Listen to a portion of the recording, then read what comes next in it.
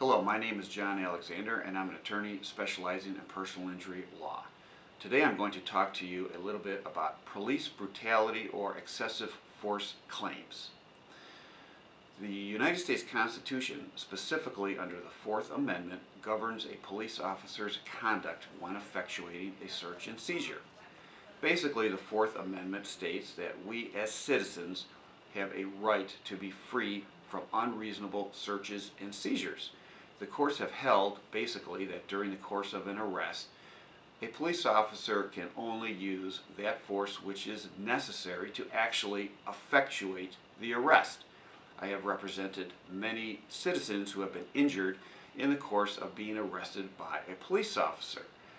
So therefore, even though a police officer does have reason, or as we say, probable cause to arrest somebody, they can only use that force necessary to put that person under their custody. There are common scenarios where an injury may happen. The first scenario is if someone is being arrested and they are handcuffed too physically. For example, the cuffs are too tight, or the officer wrenches the person's arms behind them to get them into the handcuffed position. They may sustain injuries to their wrist, their elbow, or their shoulder, such as a torn rotator cuff injury. These are very common scenarios where a person may get injured. The person who is injured may have a pre-existing problem that predisposes them to being injured. The second type of scenario is actually a police beating. For example, I had a case where a teenager was running from the police with a vehicle, and they were chasing him, and then when he finally got too scared and pulled over, he exited the car, kneeled down, and put his hands behind his back. Once he was cuffed, he was literally beat to a pulp by the police department.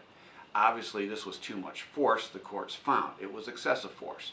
Even though he was fleeing and eluding, and the police department had a perfect right to arrest him, they could only cuff him and use that force necessary. They could not beat him.